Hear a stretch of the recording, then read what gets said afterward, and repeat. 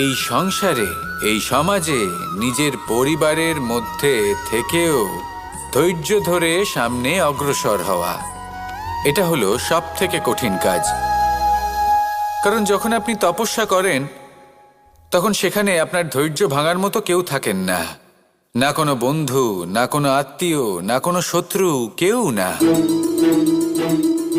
কিন্তু যখন আপনি এই সমাজে, এই পরিবারে থাকেন, কোনো না কোনো ব্যক্তি এসে আপনার ধৈর্যের বাঁধ ভেঙে দেওয়ার ক্ষমতা রাখেন। তারা আপনার ধৈর্যের বাঁধ ভেঙে দেয়, আর কখনো কখনো তারা অনিচ্ছাকৃতভাবেই সেটা করে থাকেন। কারণ তাদের মানসিকতা আপনার থেকে আলাদা, তাদের কর্ম আপনার থেকে আলাদা, তাদের দৃষ্টিভঙ্গি আপনার থেকে আলাদা, জীবন যাপন আপনার থেকে আলাদা।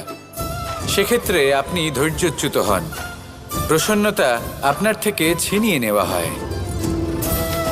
সেই জন্য এই সংসারে, এই পরিবারে